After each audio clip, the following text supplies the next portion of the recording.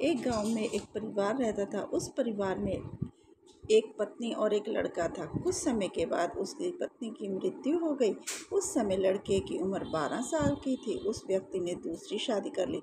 दूसरी शादी से भी उसकी दूसरी पत्नी के एक बेटा हुआ। पत्नी की प्रस्तुति के समय भी उस पत्नी की भी मृत्यु हो गई। पहली पत्नी का बेटा जो अब जवान हो चुका था, शादी योग्य था, व्यक्ति ने अपने बड़े बेटे की शादी कर दी तो उस व्यक्ति की भी मृत्यु हो गई। अब छोटा बेटा जो दूसरी पत्नी का था और बड़ा बेटा दोनों एक साथ रहने लगे। कुछ समय बाद छोटे बेटे की तबीयत खराब रहने लगी। बड़े बेटे ने छोटे भाई का बहुत इलाज करवाया, लेकिन उसकी तबीयत ठीक नहीं हुई और पैसा भी बहुत खर्च हो गया था। तो बड़े भाई ने एक दिन अपनी पत्नी से कहा कि अगर छोटा भाई मर ही जाए तो हमें इसकी बीमारी पर खर्च भी नहीं करना पड़ेगा और इसके हिस्से की जायदाद भी हमारी हो जाएगी। पत्नी ने कहा कि क्यों ना हम किसी वैद्य से लाकर इसे जहर दे दें। उन्होंने उसके पत्नी से कहा कि तुम जाकर किसी वैद्य से पता करो। पति वैद्य के पास गया और उसने कहा कि मुझे अपने भाई को जहर देना है।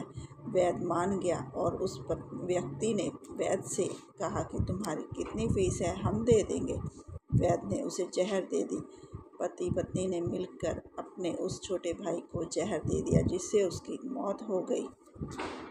अब दोनों पति पत्नी ने मिलकर उसका संस्कार किया। किसी को शक भी नहीं हुआ, क्योंकि वो बीमारी के कारण बीमार था और उसकी सारी हिस्से की जायदाद भी अब उन दोनों की हो गई। कुछ समय के बाद उनके एक बेटा हुआ।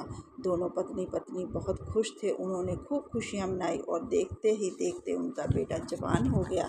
अब उन्होंने उसकी शादी बड़ी धूमधाम से की। शादी के कुछ समय के बाद ही लड़का बीमार रहने लगा। लड़के का बहुत इलाज कराया, जमीन जायदाद का भी काफ़ी हिस्सा बिक गया, लेकिन लड़का ठीक नहीं हो रहा था। लड़का अब इतना कमज़ोर हो गया कि बिस्तर पर लेटा भी दिखाई नहीं देता था। उसका पिता एक दिन उसके पास बैठकर उसकी इस हालत को देखकर बहुत दुखी हो रहा था।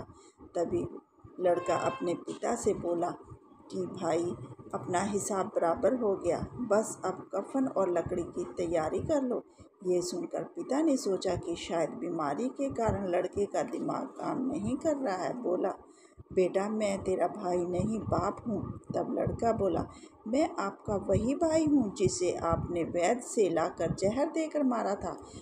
जिस संपत्ति के लिए आपने मुझे मरवाया था वो तो मेरी बीमारी के इलाज में आधी बिक गई, बाकी जो शेष आपकी बच गई है। सुनकर पिता फूट फूट कर रोने लगा कि मेरा किया तो मेरे सामने ही आ गया, लेकिन तेरी पत्नी का इसमें क्या दोष है, जो उसे भी इस तरह तेरे साथ जिंदा ही जलाया जाएगा। तब वो लड़का बोला कि वे वैद्य कहाँ है जिसने मुझे जहर दिया था। तब पिता ने कहा कि आपकी मृत्यु के 3 साल के बाद वह वैद्य भी मर गया था।